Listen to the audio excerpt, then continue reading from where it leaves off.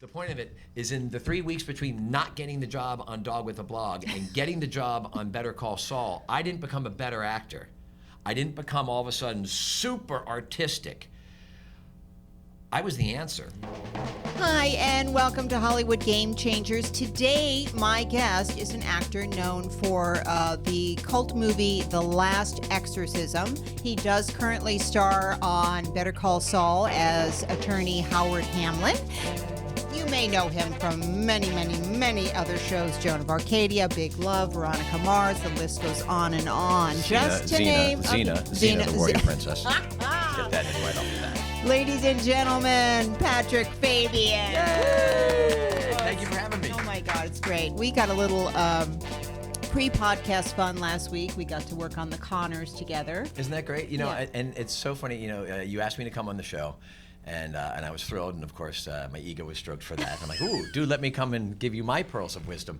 But then, as it is, it's a company town, and it's a small business, no matter where it is, but there, all of a sudden, we're working together for the first time. I know, for the first time. It was really fun. And in the same scene, not together, but in the same scene. So I got to judge her acting first, and then she got to judge mine, so that's cool. And then afterwards, we both said, boy, you were really good. Oh, my God. So let's take listeners back to your roots. You grew up in Pennsylvania? Yeah. I'm a suburban kid from Pennsylvania, like an Ozzie and Harriet kind of existence.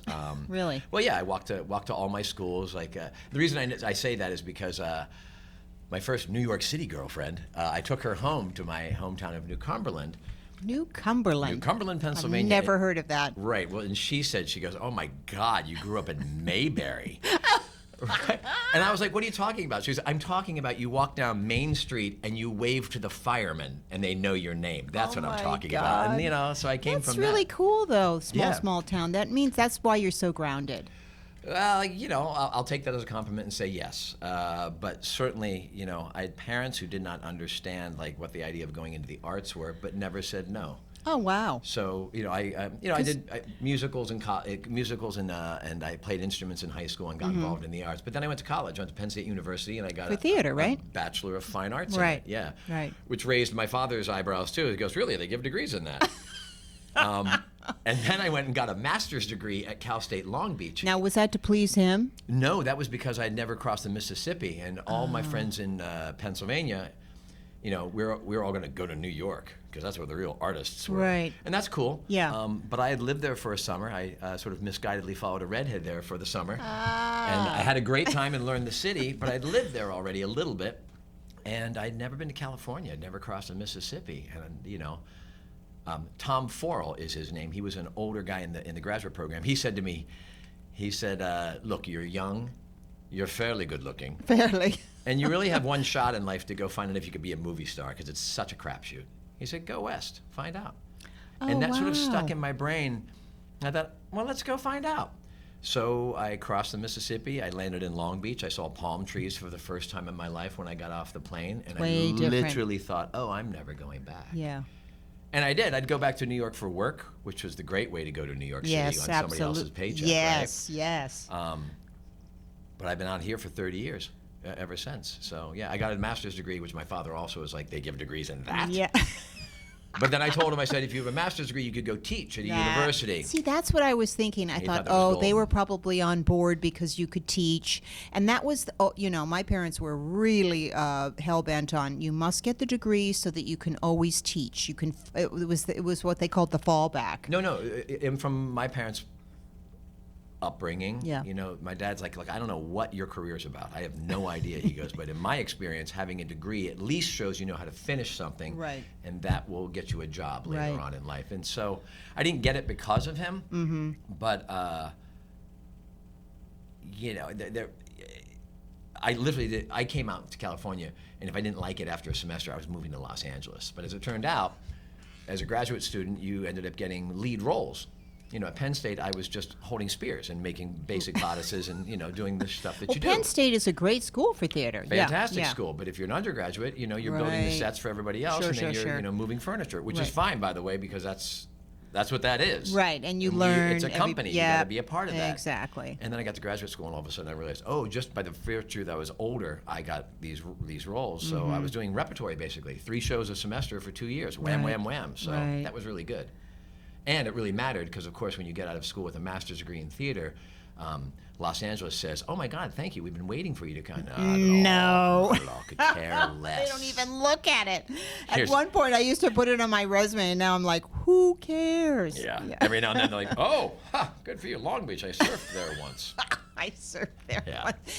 Did you have any teachers in Long Beach or Penn State that were that keep in touch with you or? I didn't keep it. It's funny. career? I didn't keep in touch as much. I always was sort of that moving forward thing. Right. And, it's later in life, I'm like, oh, why did I sort of behave like that? But part of it was like I was driven. Mm-hmm. I was going somewhere. Right. I didn't know where that was, but I knew it wasn't in State College, Pennsylvania. Right. It wasn't in Long Beach. And that's not to dismiss that. Right. But, I thought it was out there. Mm-hmm. My happiness in my life was over of course, there. yes. Slowly, I'm realizing it might just be right here. It might Wherever be you go, an there inside you are. job. But I will give a shout out to Tom McNally, who was a professor of mine at Penn State, who worked at the Denver Center extensively. Also, Ashley Carr at Cal State Long Beach. These were two acting teachers that really sort of got into my head and knocked through. Well, as an actor, you end up defensive and narcissistic all at the same time, and you make choices that you make your first lazy choice and then you defend it to the end of the days, right? Yeah. And these were gentlemen who were able to withstand my immaturity and stubbornness to chip away to get me to start to possibly think of alternatives. And I think that's my education without a doubt. Kids, stay in school, and if you're not in school or college, that's cool too. But go to class. If you're not in class, if you're not working and you're not in class, then you're not doing it, as far as I'm concerned. Because you've got to work the muscle. You are a craftsman, and if you're not working it, it's someone out there is sharpening their tool, and they're going to get that job. No, absolutely. No, I talk about that all the time here. About you stay in class till you're working so much you don't have time to be in class. Right. Yeah. Right, and and I go through phases absolutely where all of a sudden I was like, oh, I'm just a bag of tricks. Because, especially you get rewarded for your bag of tricks in whatever career you choose, but in television in particular, I think sometimes the lazy casting choice is, oh, we need a white guy who's, I was about to say 30, that's too bad. I feel 30. Well, you look 30. Good answer, Judy. You go into a room and you see, and I still see this to this day, 10 or 20 of me. Right.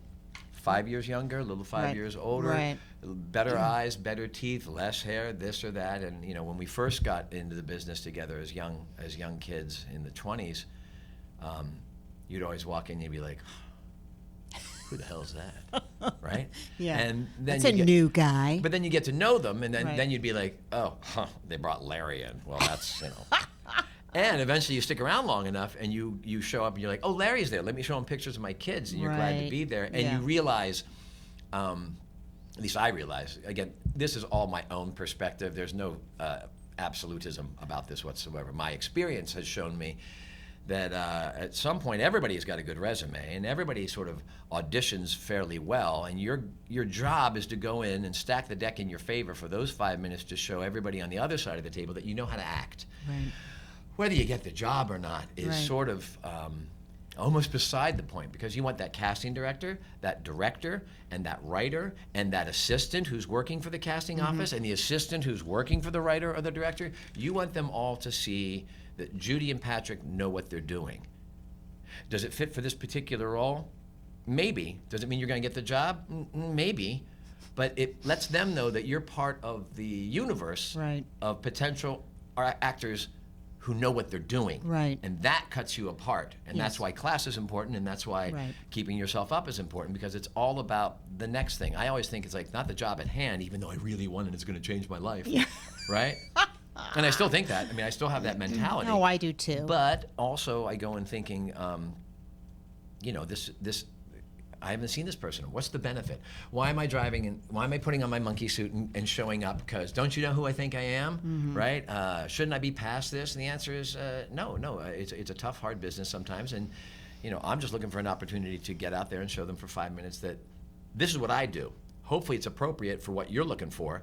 And if it's not, you'll keep me in mind for the next thing, because there's always going to be a next thing. But Patrick, you are at a place, if I may say, you are at a place in your career where people know you. People people know the body of work that you've done. And, everybody watches Better Call Saul, or they should watch Better Call Saul. AMC Season 5 coming up this February. Yes, we're going to talk about that. But, oh my gosh, they already have a solid opinion of you and your work and your trajectory and the work that you've done. So going in is almost... what's the thing I'm trying to say? It's almost like just a favor. Hey, I showed up. Don't you think? Well, there's a couple of things you say that are like buttons and red flags for me as well. One, I would like to think that I have done a lot. And you can look at my resume. It's as long as my leg. I've been very lucky and fortunate that I've booked a lot of things over the years. Yes. And I know you say that. I know you say you're lucky, and that makes you such a humble guy. Seriously, but yes, there is a certain amount of luck to it. But you are also what I experienced just in a few days on. You're a stand-up guy. You're there on time. You're nice to every single person on the set. No, seriously, it does matter. You value every single person's contribution to the piece, and you're talented. Well, thank you. I'll take all that as a thank you, even though all me wants to scream, "What are you talking about?" Nah. But as you know as well, it's a collaborative thing, and this goes back to building the sets and sewing the things. We're all putting on. Yes. We're all putting on Hamlet tonight. Yeah. And if we don't have the player king to come in and do his shtick, Right. the place doesn't continue. And I feel that way. That's why I got into it. I didn't get into it to get famous or rich.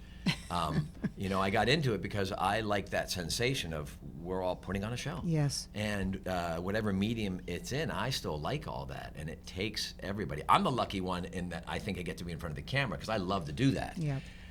But I don't do that alone, that's for sure. Right.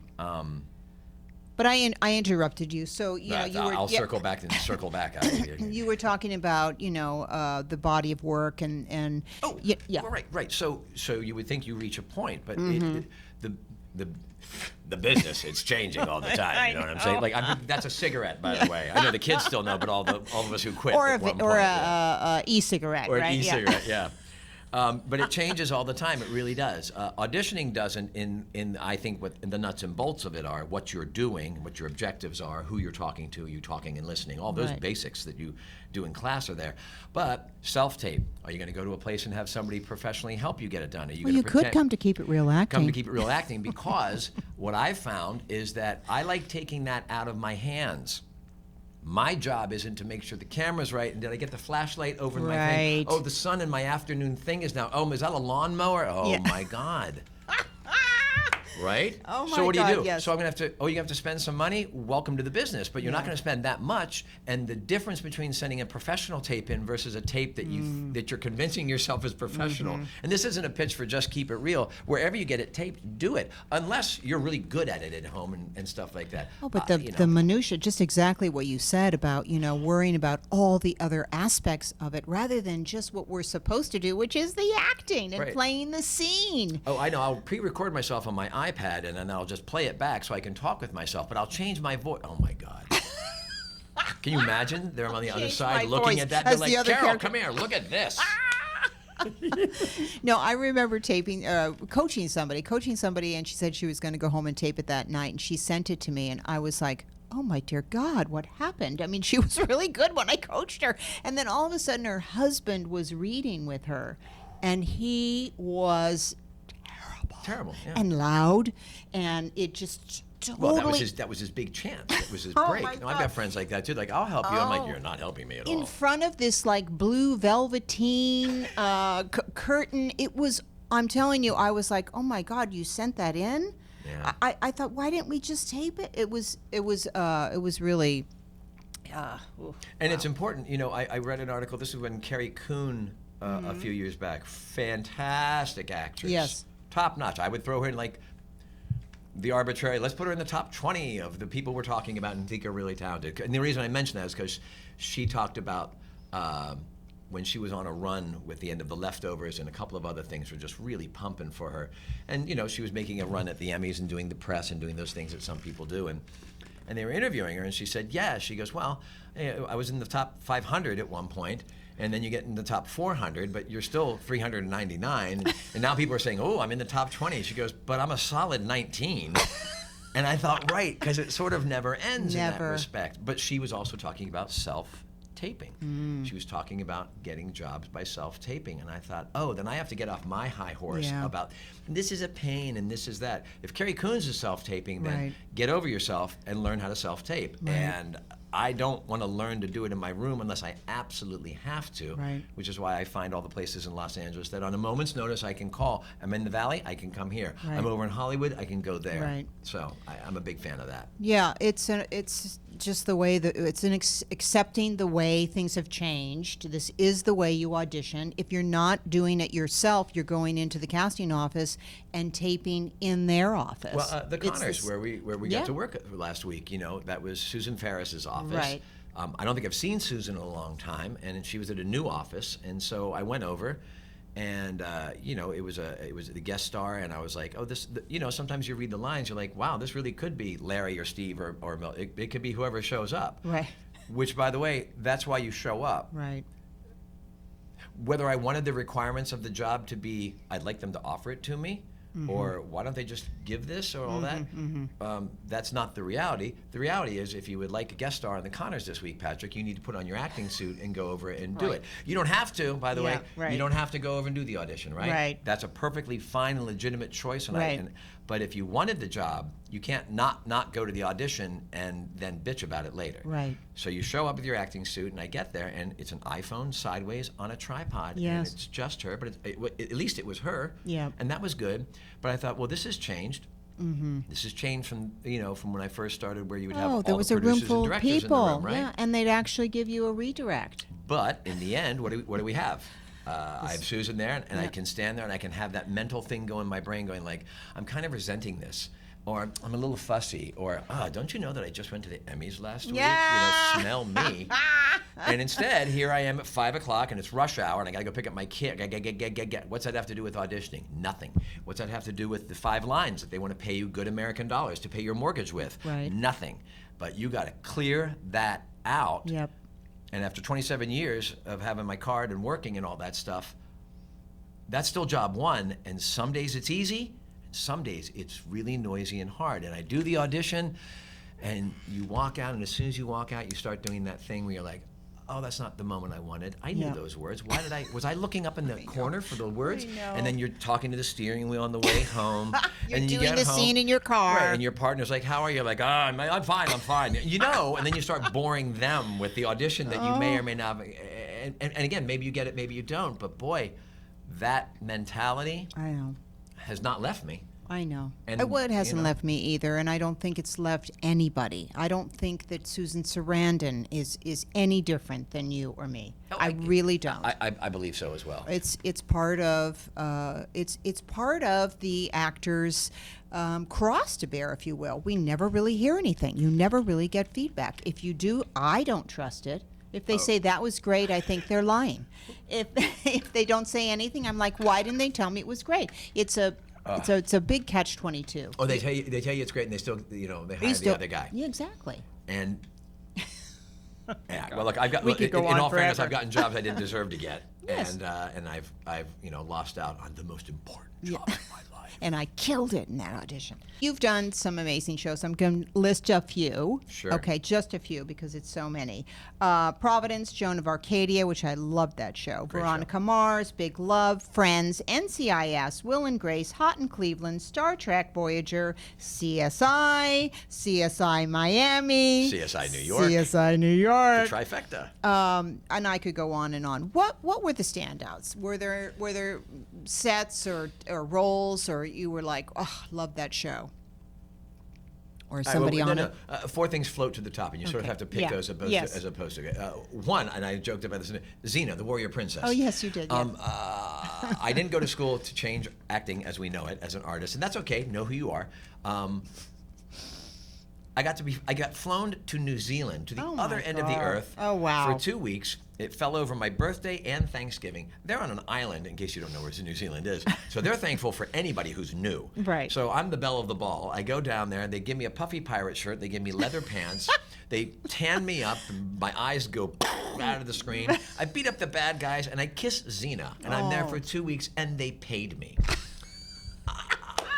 I'm not sure what else I'm looking for in Oh, life, my really. God, So that's one of wow. my favorite gigs. Of course, yes. In terms of sheer fun, working on the Friends set, I guest starred as Nurse Dan on the 100th when Phoebe gave birth to the triplets. Oh. And I also got to work on Will and Grace, the first iteration. I played Grace's possible new love interest. Oh, I remember that. Yeah, but then they just, that was what I was fed, like, oh, you're going to become her new love interest. Turns out Harry Connick Jr.'s schedule opened up, and so my services were no longer needed. Oh. But those two sets, in terms of being on a live sitcom, were thrilling, and some of the most talented, that kind of comedy, it's keeping the ball in the air. And at that point, they all knew what they were doing. They were masters. The writers were masters for writing for them, and they knew how to play the audience. And it was just heaving with laughter the entire night. Right. And it was such a visceral joy, both for the audience and the performers. And I think that translates as well through the screen. Oh, absolutely. And so those were wonderful, wonderful times. And I want to mention Bill Paxton, who's no longer with us, Big who Love? is a stand-up guy from Big Love. I got to Big Love set the first day, and I was playing his brother-in-law, and he was like, "Hey, Patrick Fabian's here. Hey, a lot of my friends wanted this job. Who the hell is Patrick Fabian?" And of course, it made me thrilled and awful. And Right. And he was so great. Literally put his arm around me and said, "Welcome to the show," and everything else. And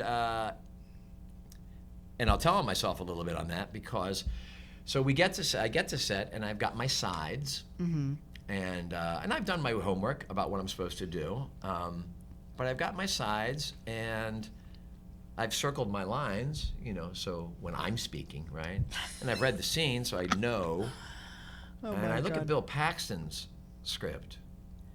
It's just You almost can't see the words. Wow, he's got notes He's everywhere. written notes and notes. Wow. Now, granted, he's the main character, and it's like season 3, but that's me rationalizing. He's number 1 on the show. If anybody has the excuse to say, "Oh, I've got so much work I can't," and what I saw, and then what I saw him how he behaved on set, both personally and professionally, was if he had questions about the script, he had things to back up to talk about it. Right. Not just that sort of like, this doesn't feel right. Right. This doesn't feel right because 4 episodes ago I said this, and I was watching him take care of himself, Wow. the script, the show, show, yeah. and everyone else. Wow. Because, directors are new. Maybe there's new Right. crew members. Yes. Maybe there's a new writer. So who's the constant? The number 1 on the call sheet. And so I watched that, and I thought, that's why you're number 1. And I would like to adopt those as well. So and that was probably about 10, 12 years ago.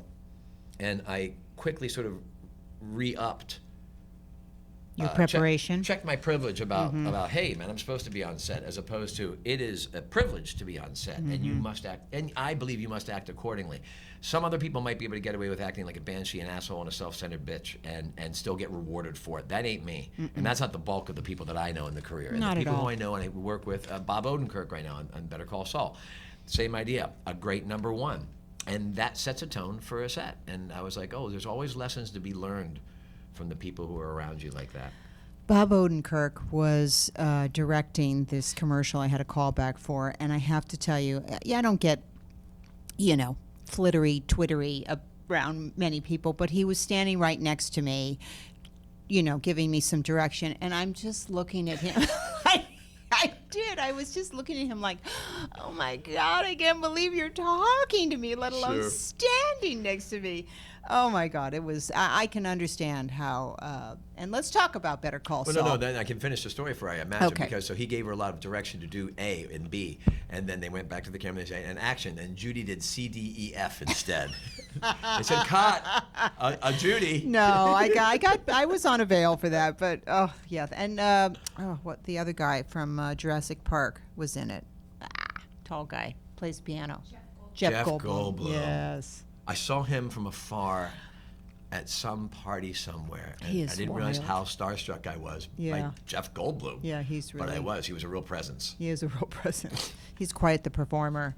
If you ever get a chance, he plays like jazz piano during the week Oh, somewhere. like over at the Vermont. Yeah, That it's club really- over there. It's really wild. He's quite the showman. So let's talk about Harry Hamlin on Better Call Saul. Sure. So did you audition? I did. I'm going to tell you, too. First, it's Howard Hamlin. Oh, I'm sorry. But that's all right, because Vince Gilligan and Peter Gould love L.A. Law and love Harry Hamlin, Oh, and that's- it's a tip of the hat to them. Yeah. Which then, Right. only in Hollywood, kids, I find myself at, well, this is truth. I find myself at a party at the Chateau Marmont, and I look across the room, and Harry Hamlin and Lisa Rinna are there, and I thought, well, that's Harry Hamlin. For me, that's the Greek God movie, Right. from '75, and he was married to Ursula Andress. I Yeah. mean, that's Harry Hamlin. That's right. So I go over timidly, like, hi, excuse me. And he turns to me and he goes, oh, I love your show. I love your show. I can't believe they didn't name him after me. And I'm like, well, they did. And I got to talk with him about that. So it was kismet. Lisa Rinna and my wife, Mandy, immediately were like, oh, look at these two boys. Our cameras were out taking selfies. We were just like, The Hamlin oh my boys. God, we were so gross. So That's so gross. cute. That's so cute. Going back to how I got the job. The long and the short of it is I showed up and I auditioned. The reason being, though, is I'd never seen Breaking Bad. Oh my God. I had not seen Breaking Bad. Well, I'm sorry, we saw the pilot. My wife was 8 months pregnant, I think, with our first child, and we watched the pilot of Breaking Bad. And she turned to me on the couch afterwards, and she said, "Yeah, I'm not on board with this." Yeah. So we didn't watch that. We had a baby, and then we had a second baby, and we just, I mean, it's really incredible. We managed to miss it. I never went back to it. I saw all the billboards. I heard about the buzz, never saw a single episode. I can talk extensively about My Little Pony and Clifford the Big Red Dog. Blue's Clues. Yeah, so I find myself on the, as we say, the other side of 50, and I'm married now with 2 kids, and I've got a mortgage, and I'm staring at the ceiling, and I'm going, oh, this is what they were talking about. The phone's not ringing, and there's not a lot of work. I guess it really is a young industry, and I'm starting to question what's going on, and it's a slow time anyways, whatever. And I'm just like, wow, okay. So what was it literally? Was it like 2 weeks without an audition, a month? Like maybe 3 weeks. Okay. But 3 weeks in January, Yeah. after you've gone through the Christmas, when Yeah, there's no yeah, work. yeah. Like if you don't get a job by Thanksgiving, Yeah, you're probably you're not like- working from Thanksgiving to Christmas. Right. And it doesn't kick back up until mid-January. So now you're talking about a good 2 months. Yeah. No, I've to been- really, that's a- really get into your Ooh, head yes. and feel bad Yeah. and wonder what's going on. And then go online to find out who else is working so you Right. can feel Oh yeah, equally bad. that will Sure. really help support the theory. But I get a call. They call me up, and I've got an audition for a Dog with a Blog. That was on ABC Family. I read for that My several friends were actually the parents on that. I know them. Dog with a Blog on ABC Family, and I'm staring at the ceiling, and I'm going, oh no, oh no. And they're happily calling me with the audition. Right. Why not? It's an audition. It pays American money and everything. And I was like, oh my God, has it become this? Dog with a a Blog. And I mean, the dog is #1 on the call sheet in the show. And I was like, oh no. So I go through a whole rigmarole of like, oh my God, this is the best they can do for me. No, this is the best you can do for yourself. Blah, blah, blah, blah, blah, blah. I get over myself. I put on my acting suit and I drive down and I walk in and there's literally 20 of me. 2 of them have Emmys. And my blood gets cold and my collar gets hot. And I go, oh, This is real. this is what this is. Yeah. Welcome to the business. Yeah. I guess you should have been Matthew Perry instead. You missed that chance. We all wanted to be Brad Pitt. Yeah. The job was taken, it turns out. Yes, apparently. So I go into that, and I'm like, oh wow, and it was basically 3 pages of a monologue of a character and whatnot. I'm the first one in. It's thin walls. I walk in, and the 2 producers who are there they're just younger, and they've like backwards hats, and they've got this, and one's eating, and it happens.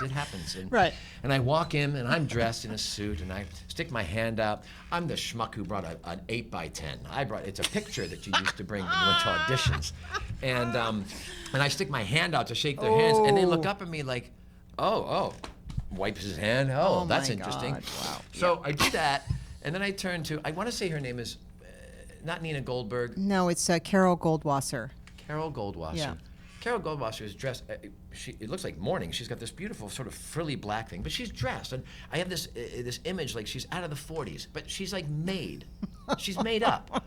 She came to work to cast, and I was like, God bless you. Well, I'm in a suit, and there you are. And she turns to me, and she goes, thank you for coming in.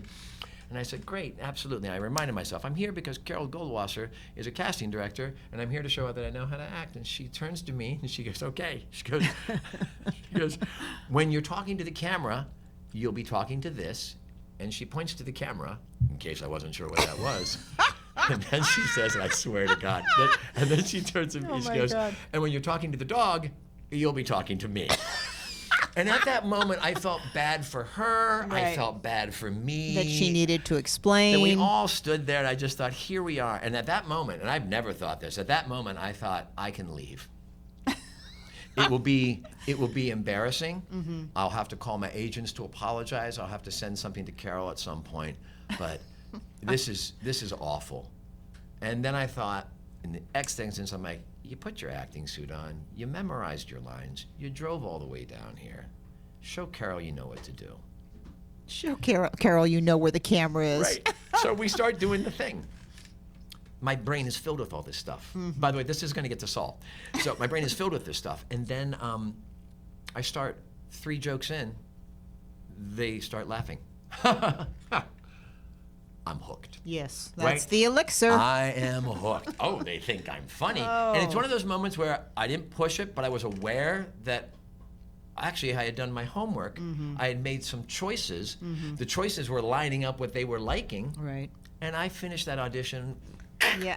They're sitting up. They stood up to shake my hand. Carol gives me a wink. She gives me a wink. I walk out the door. The walls are thin. All the guys are there like, fuck you. Yeah. Right? And so then I get in the car and I call my manager and I said, Did you say I think I booked it? yes.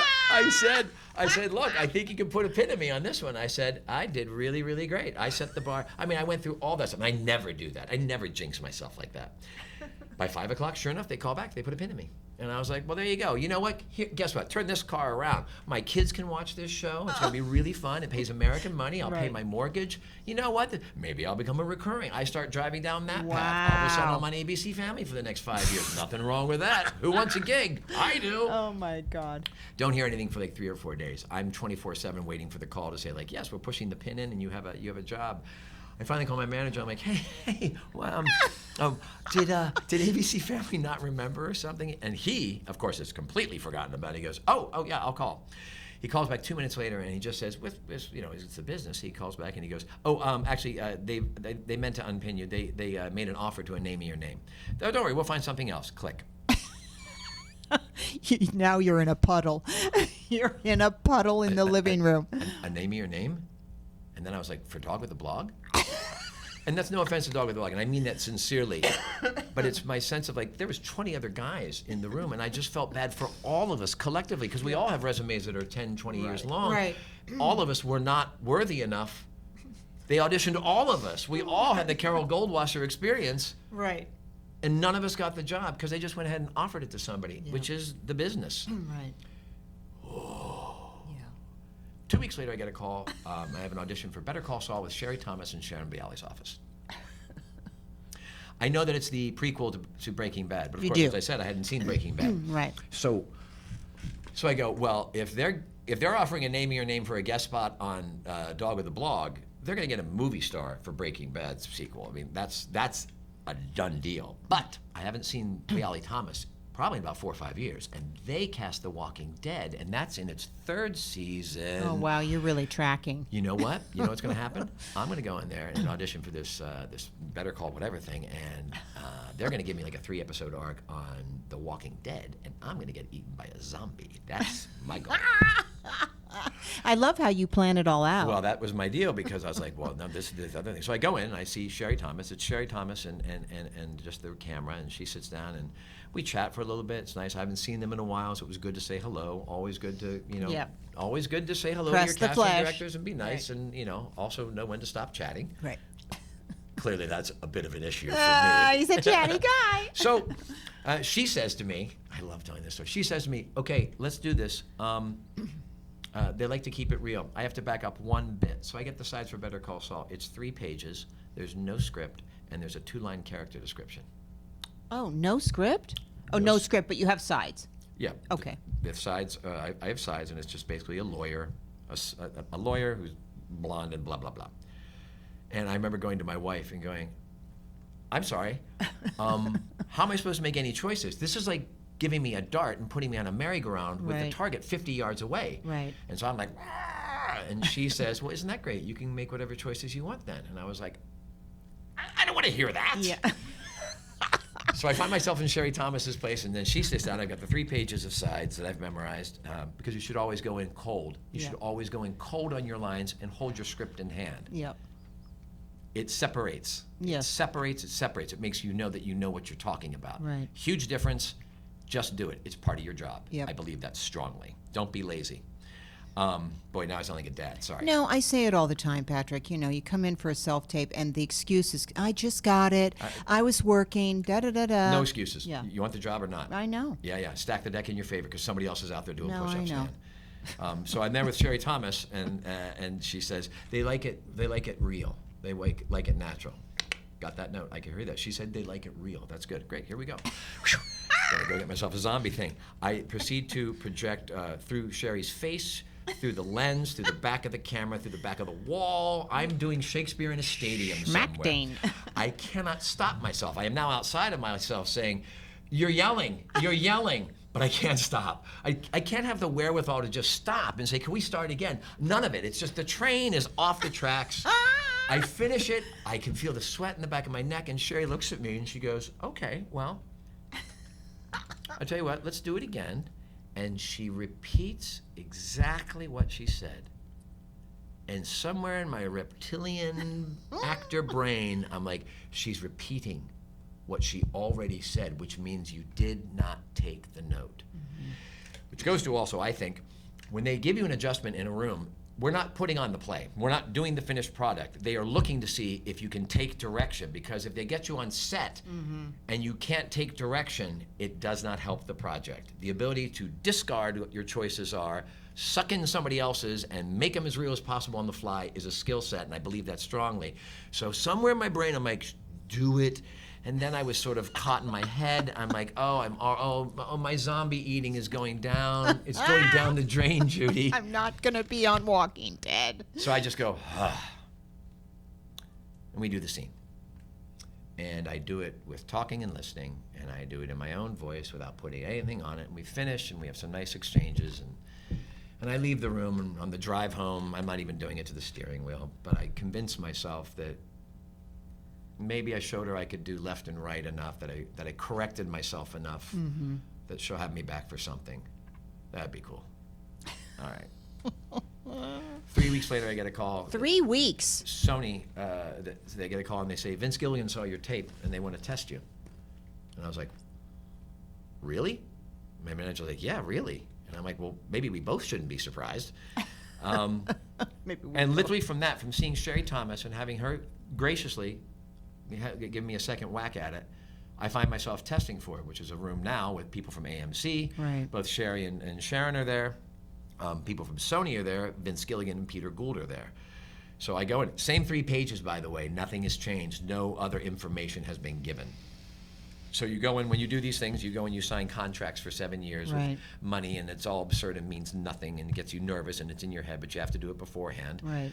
And so you do it beforehand, and Michael Mando, who plays Nacho Varga on the show, he was there. So at least it was him and me, and we were like, well, Oh, you were reading with him. no, we were both testing at Oh, the same testing, time. So I okay. was like, well, we're clearly not reading with the same part, right? So that was kind of relieving. And then I went in, and sorry I've been making this too long. No, I go it's in, great. and Peter Gould and Vince Gilligan are standing on my acting space. There's a chair there. Uh-huh. And I walk in, and they're just like, hey, how you doing? And I'm like, hi. And my whole mantra to myself, being prepared, stacking the deck in your favor. As you can see, I get chatty. I don't want to get chatty. I want to come and show my work. I want to show my work. I want to be the answer. I want to do, just let me do that. I've already chatted myself out. Please don't. And they are standing there. And they wanna start chat. engaging in, like, so where do you live? I'm like, oh no, we're not doing that. And all of a sudden I can feel, and now I'm telling cocktail stories about the 405. You ever go golfing over here? Blah, blah, blah, blah, blah. I got kids. Do you have kids? And I'm doing Shecky Green stuff. And I'm like, oh my God. I'm like, I'm just ruining this. And then all of a sudden they go, oh, okay, well, here, this is yours. We're just going to go over here and photograph it. Now I'm standing in my acting space. Now I've got my chair, and now it's a small little theater, basically, and there's like 20 people. And I'm like, it's like a screening room, it's right? A screening room, basically, yeah. And just before going, Vince says, he goes, oh, by the way, we liked what we saw. I'm not looking to reinvent the wheel. We just want to see it right now. And I thought, listen to what you're being told. Don't gild the lily. Right. So I do it. And I think as soon as I do it, I'm like, oh, that wasn't enough. I didn't do it enough. And Vince goes, I like this bit. This is good too. Keep that the same. And this pass on this line and this area, how about you think about, and he gives a suggestion. Not a line reading, but a suggestion. But again, my reptilian brain says, it may not make sense because I don't have time enough right now to make the components of this 3-page scene make sense. Make this part, make it whatever he suggested, even if it doesn't couple with the way I came in and the way I came out. It's exactly how I looked at it. I looked at it as a puzzle, and he told me to flip this puzzle piece and keep these puzzle pieces the same. So, so then I do it again, and he goes, "Well, great. I think that's the one I'm gonna send to AMC." And he goes, "Do you want to do anything else?" And at that moment, of course, your ego, and you're like, "Let me show you what I really have to do." And instead, I said, "Are you still the one who's in charge?" And he goes, well, I think so. And I said, "Then I'm good." Oh, I love it. And then 10 days later, I get a phone call and I book the job. Wow. And wow, that's a long story. But here's the whole point of it. The point of it is in the 3 weeks between not getting the job on Dog with a Blog and getting the job on Better Call Saul, I didn't become a better actor. I didn't become all of a sudden super artistic. I was the answer. I was the answer when I went in. When I went in, I actually fit all the things that they were imagining when they thought what Howard Hamlin might be like. And whatever talent I brought to bear was cumulative. Whatever audition technique I had was cumulative. When I say I was lucky that at that point, the Dog with the Blog guys, I wasn't the answer for. And for these guys, I was. Is it a life-changing job? Certainly it has opened some doors and has vaulted me into a really great place for a minute until the show ends and I'm back in line in the 4th parking lot of Paramount, right? And it's great and I love it, but I always think of that 3-week span where I'm like, I didn't change, and I prepared equally well for both of them. I just happened to be the answer on this one, and I'll take it. Absolutely. You showed up, and I showed up. Yeah. But I showed up. I stacked the deck in my favor, and you can hear it. I'm a fucking mess in here. It's all over the place. So if you can keep those yayas at bay, you can. But you can give yourself a shot. Patrick, it's every actor has this. Oh yeah. Every single actor has this. You would think that at some point it goes away, but that's not my experience from talking to people. It's not my experience. So Game Changer. It's a game changer. Oh, that was a game changer. Yeah. Absolutely. Yeah. That was a huge game changer, only because coming around at the time in my life that it did. 2 kids. 2 kids, mortgage, yeah, all that stuff, all the benefits. And by the way, it is nice to be a series regular. There is no doubt about it. It's certainly fun. It's great to have a place to go to work. You get to really establish a family. They pay you more than they usually do, and that's fun. There's no doubt about that. Oh, the other thing, save your money. Save your money. I had a teacher in college, Jim Hoskins, great guy. He told us in college, take 10% of every check you get right now, 10% of the gross of your check and put it in an account. If you do that until you're 50, starting when you're in your 20s, you'll be amazed at what you have. Yes. No, I did not do that. No? No, I did not. Funnily enough. I think I spent it on cigarettes and liquor at that point. Hey, question about, being a series regular. Do you feel a job security? Do you feel that now? When did you start to feel it? The way they kill characters on television now? No. When I open the next script and I realize that I'm not dead. Okay. I mean, that is the truth. No, I mean, I it can know. end at any point. And like, as I tell my mother, it's not called Better Call Howard. It's called Better Call Saul. They don't need Howard on the show. I love them. My parents are so great. My dad's, they're 80 and 85. They live in Mechanicsburg, Pennsylvania. I think they think I peaked when I got a guest spot on Murder, She Wrote back in 1992. Oh, because they loved Angela. Sure, who doesn't love Angela Lansbury? Yeah. They all could watch that. And they don't know what the hell's going on with Better Call Saul. And that's because they don't record it. They watch it at 10 o'clock at night. I know they sit there, but they call me. They call me at 11:05 East Coast time every Monday night it's on to say, we watched the show, you looked good.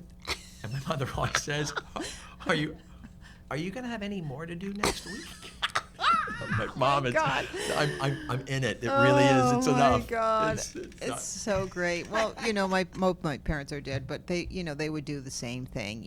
Well, that was kind of a good one. They would say that. But my mother just constantly would say, don't you want to be on one of those soap operas?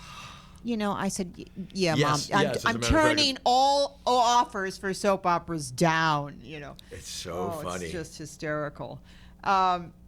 Anything for next year? Do you know what's can you share anything about next season? Oh, next season,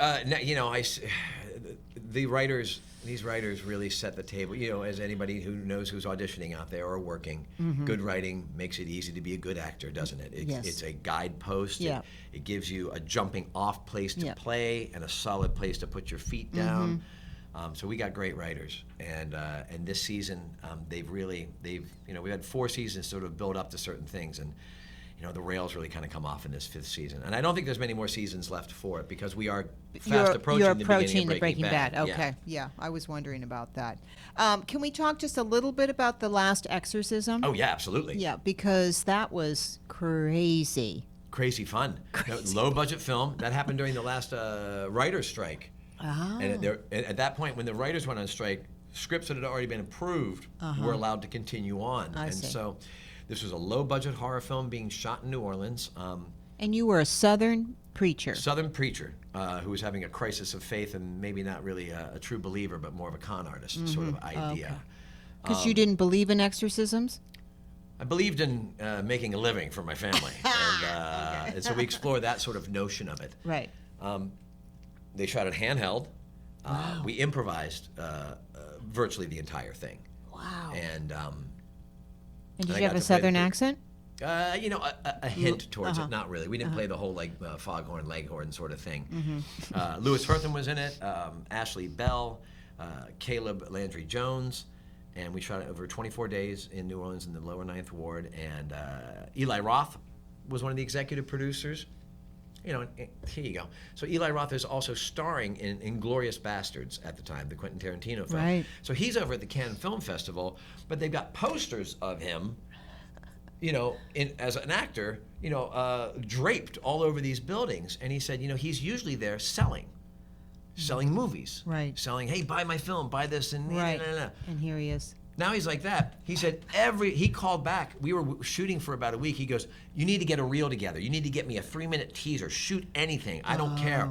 Everybody thinks I'm a movie star this week. So we cut together like a 3-minute trailer of, I don't even know if it makes any sense. And he rented a room.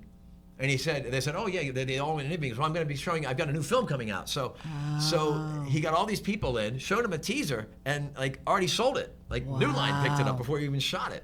Oh, that's amazing. Amazing. So Yeah. it was like a $3 million budgeted picture. We made $70 million worldwide. We opened in 2,500 theaters across the nation.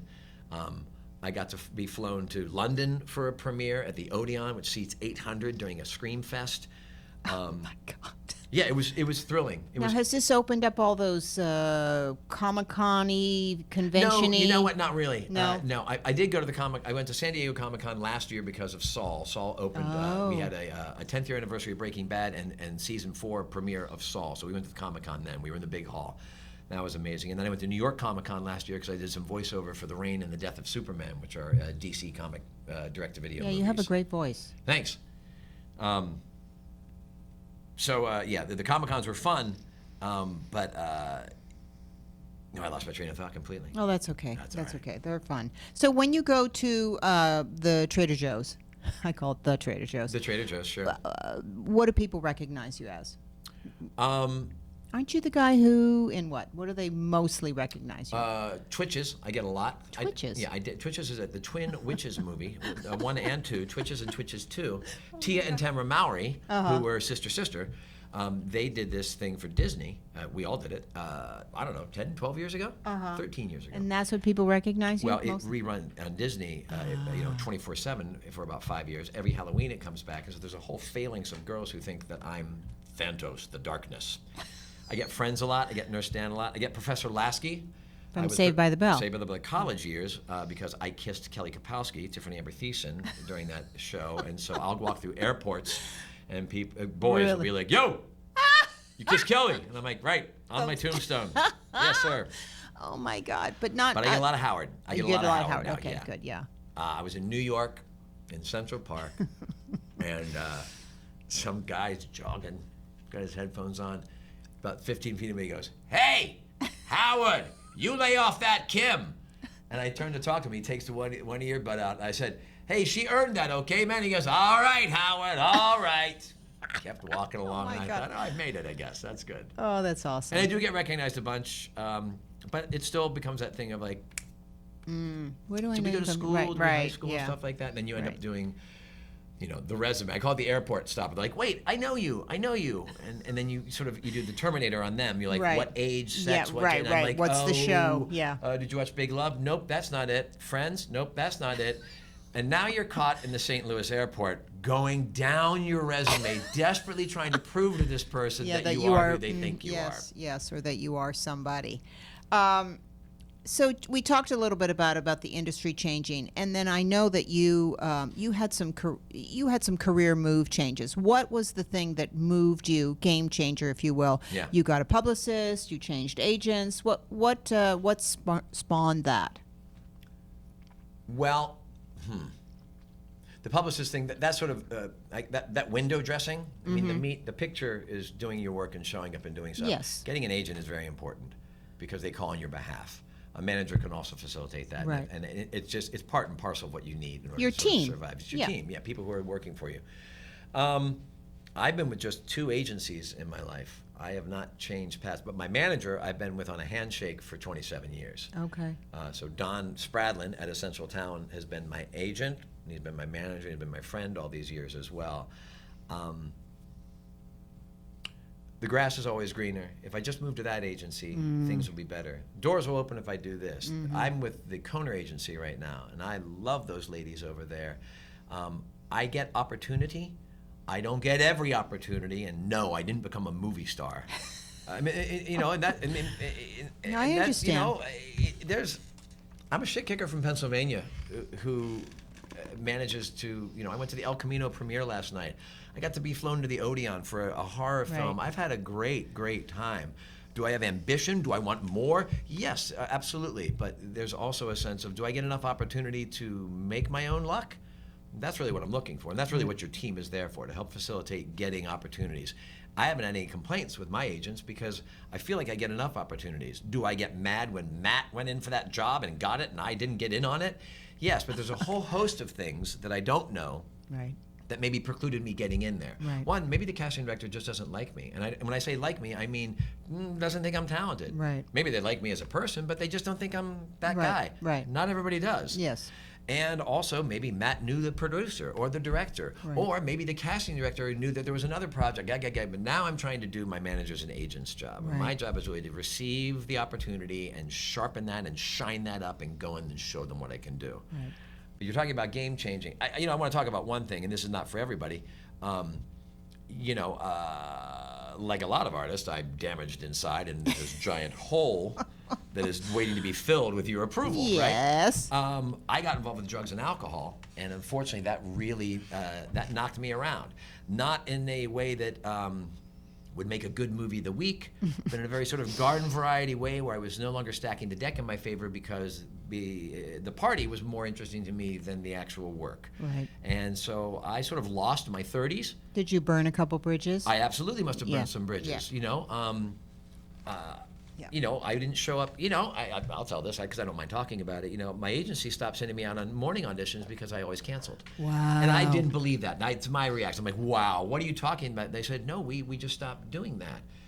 Wow. Which isn't to say don't enjoy your party or whatever it is you're doing. I'm not here to be in judgment of anything. I am telling you, though, that I never got a job because I stayed late at a party, and I never got a job because I slept with somebody, and I never got a job. Well, granted, I was sleeping with all the wrong people at that point. And on a very practical level, I need to sleep. I need to have my work done, and I need to be in good physical condition, good mental condition, because it is hard out there, and there's a lot of people who look just like me that want to have this job. Perhaps not slur your words. Perhaps not slur your words, you know, and all that sort of thing. So it didn't work out for me, and so game changer for me, without a doubt, was getting sober at the age of 41. And I'm, not surprisingly, guess what? My auditioning got better. Yeah. And the people who had known me for years were like, wow, Patrick's really got a, you know, light in his eyes and a kick in his step and stuff like that. So I dodged a bullet, and I was very, very lucky in that respect. But it's prevalent, and I see a lot of people that are much more talented, much more talented than me, that have, you know, handcuffed themselves. And so and I think for my case, the one begets the other. You know, I had been successful, but I had capped myself. I was good enough to do this. Right. There's no way I get Better Call Saul. There's no way I get a chance to even bitch about, you know, not getting Dog with a Blog, if that doesn't change for me. I love that. And again, not to preach to anybody, although I will say if you're smoking cigarettes, you're out of your mind. Out of your mind. Yeah. Make Or you old, vaping. make you terrible, and kill you. Yeah. Did you ever smoke? Oh, sure. I smoked for 20 years. Okay, me too. Me too. I'm sorry. Such dad stuff now. They're like, oh, he was funny, and then he started acting like a dad. Oh, my Judy, we don't want him. Get somebody younger on. We're going to take a little break and come back and play Patrick's favorite game, which is Sorry. All right, we are back with Patrick Fabian, and believe it or not, his favorite game is Sorry. It's a board game in which players try to get all three of their pawns to the finish line, which is Start here. here, and you go back here. Home. And you go to home. You go home. You go back home. You go home. But you have to be careful because your opponent can knock you out, bump you back to the beginning, and start all over again, which is interesting. Because, Kill and destroy. Yeah, By the because way, you don't seem that competitive. No, but when you play Sorry, you have to kill at every opportunity. Because that's the name of the game. Because they always go like, what? And you're like, sorry. Yeah. Which I just think is so great. Yeah, it's all right. So we're going to start, and then you just pick a card, and it says 11. Of course, we're going to go that way. But if you were out there, I could have switched with you. I'm not going to do 1, 2, 3, 4, 5, 6, 7, 8, 9, 10. There you Now, go. why are you going this way? Don't you Because- want to go? Oh, you have to go no, all the way around the If board? we all just went home, the game would be over. Yeah. Judy's never played Sorry. When I she was young, haven't. they gave her just sticks and dirt to play with. That's right. I got one. That's Yeah. ridiculous. It is. That's I'm sorry. one. Well, but that's So just there? But if you get a 4 next time, the 4 goes backwards, and you can go whoop, doop, doop, doop, and then go right home. I see. I'm going to have to like ask. this. 4. 1, 2, 3, 4. So I'm going to go straight up into home What for the next one? if I can. Okay. All right. The next one. You Yeah. don't know if it's going to. I got one. All right, you can't stand on yourself, so you have to move this one. I have to move that one. Okay. No, but you're not going that way. You're going this way. Oh. There you go. I see. See, I got one as well. Okay. And you go home, though. No, you can't. You can't just do that? Well, no, but one would only take me here. I can, but I'm not going to him because you're so far away. You're not going to hurt Oh, me. you know what? It's- Here's Sorry. That's a good one, right? Take a pawn. There it is. Sorry. Great. Sorry. So now you get to take somebody from here and start, kill me, send me to start, and you replace where I am. All right, I'm going to do that. That's a great idea. Look at that. Look at that. Here we go. Why'd you do that? Well, because I could. There you go. 7. 7 you can break up. 1, 2, 3, 4, 5, 6, 7. Go all the way home. There He's you go. going home. Okay, so he's got one in, and that one is completely Can't safe. get to it. Yeah, this is the safety zone. Ooh, wow. Another Sorry. A double sorry. We didn't shuffle. Okay, so I can take this. Yes, and you should and do that. Bump you. It's the only one you can take. You put me and right back at home. Right at home. Okay. Boom. Yeah. Whoa. You're doing great. This is fun. I like 2. winning. 1, 2. All right. All right. How long do you play this with your kids? Move 8. We play like 4 or 1, 5 2, games in a 3, row, and my kids like to play 5. it. Oh, I can slide, right? Yes. Only if you land on it. Wait. Oh. So that was here. 1, Yeah. 2, 3, 4, There you go. 5, 6, 6, 7, 8. my kids like to have the winner. Oh, so you should have moved that because now you're dead. Now you go back home. Back to the beginning. They like to play for second and third place, so we don't play until everybody is home, which can take an endless amount of time. And when you're playing with 9 and 7-year-olds, Yes. It can get 1, 2, 3, 4, 5, 6. Oh, 7, 8. I wish. So if you land on me, you I can kill bump you. me. Yeah, Kill there's me. lots of You death kill and me. sorry. There's a lot of exorcism in this. It is.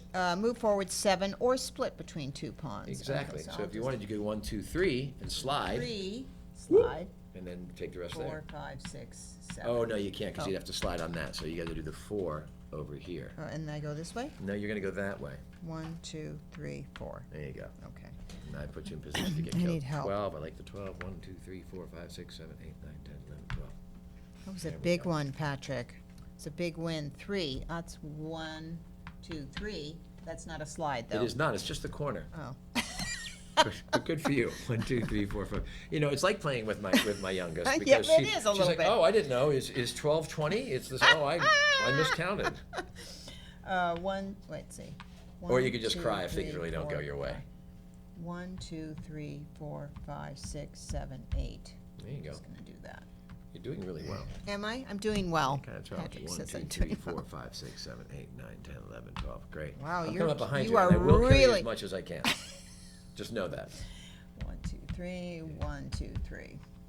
Oh yeah. Now I can't move you, right? No, you cannot move me. But Okay. thank you for asking. 1, 2, 3, 4, 5, 6, 7. Right behind you. I'm killing one of these guys in the next move. You know that. Sorry. So I can take this. No. Here's what. You have to move forward on the side because sorry only works from here for killing. Oh. So you get to move forward 4. That's it? That's it. I don't like that. I know. 1, 2.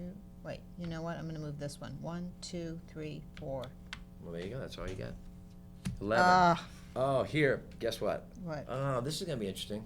What? Oh, I forgot about this guy. Right. I'm going to swap with you with this 11 is what I'm going to do. That's what you can do? 11 you can swap or you can go ahead. Oh, or also- change places. Yes, It's I'm the changing cards. You places. have to read them. It's kind of very similar to acting. You must read your script. Read your script, otherwise you don't know what you're doing. Because I just read the number, and that's move 11, or change places with another opponent. So there you go. Well, the changing places doesn't really benefit Doesn't you unless work you're for trying me. to kill me. That's I'm not going going to to do get you. this. 1, No, 2. no. No. You're already going up here. You were right here. You're getting ready to go up to home. Oh, that's a home for me, even though it's not my color? Oh, you're green. Yeah. Oops. That's yellow. Yes, no, you're absolutely right. You're absolutely right. I'll go home. No. I'll Go home go here. to green. Go to green. 1, 2, 3, 4, 5, 6, 7, 8, 9, 10, 11. There you go. I'm almost home. 8. 1, 2, 3, 4, 5, 6, 7. That's too bad. Yeah, it is too bad. All right. I don't like to be threatened. 3. Good. 1, 2.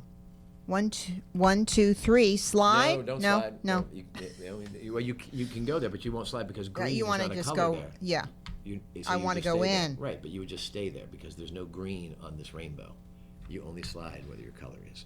I So see. you could go there and just leave it there. Yeah, I don't want to. I'm going to get this guy out of here. 1, 2, 3. Now you got some strategy going on. Yeah. Backwards 4. Backwards 4. Okay, Yeah. do that one. 1, 2, 3, 4. All right, you. So, while we're playing, you married a writer.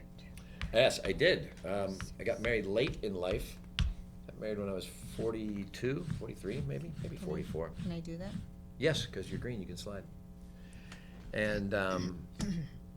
1, 2, 3, 4. You Just got about the married, time yeah? Well, I turned 40 and I had not gotten married, although I had had a number of relationships. And I all of a sudden thought, like, well, I wasn't sold on getting married and or having kids, so good. And I figured, oh, I'll be like George Clooney or something. I'll just get a backpack and I'll just like go across Europe and I'll date a girl from every country. Real mature thinking. What a you know? thought. Yeah, like a 17-year-old. Like, what am I doing? I know, I'll journal. That's what I'll do. Pull that in just a little closer so we Sure. hear you. And then I met Mandy, and How did you meet? in our commercial office, we were there doing voiceover. Really? Sure. Which CESD. Oh, okay. Very cool. And we would go in the hallway, and you'd be there working on your scripts and doing your lines and whatnot. And every time we'd meet about once a year, and then we were always otherwise engaged, as it were. You mean with other people? Yeah, with other people. Uh-huh. And then one year we both were sort of going through breakups at the same time, and I ended up calling her a couple of weeks later. And dating. And we started dating, and Where'd you go on the first date? we went and saw the Black Rider down at it was a piece down at the Mark Taper Forum. Okay. Yeah, Nice which was date. really cool. 1, 2, 3, 4, 5, and I was also in a play at the Pasadena Playhouse Oh. called Diva, and so she came and saw me. And then we went to, there was an old restaurant on McAllister, I can't remember. There's a French restaurant. We're on off of Sunset Boulevard in Highland, nestled in the back. It was sort of open aired. It's gone. We went there for a third date, and then we were just like, all right, we're sort of all in. 1, 2, 3, 4, 5, 6, 7.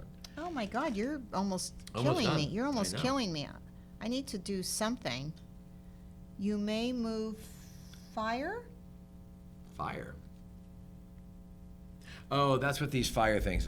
They tried to update it. We don't play like that. Sorry. Okay. House rules. House rules. Okay, so just two. take 2. Yeah. 1, 2. Yeah. The fire stick is. I don't know what the fire stick thing is. It makes no sense. But You got a 2. yeah. You may move fire. We're going to run out of cards. Maybe Forward you reshuffle. 10. 1, 2, That's a good 3, 4, 5, 6, 7, 8, 9, 10. Hey, almost. 5. 1, 2, 3, 4, 5. Oh, he's going to win. No. You'd be surprised. Move backward 4. Can I Right. move you backward? No, that's a great idea.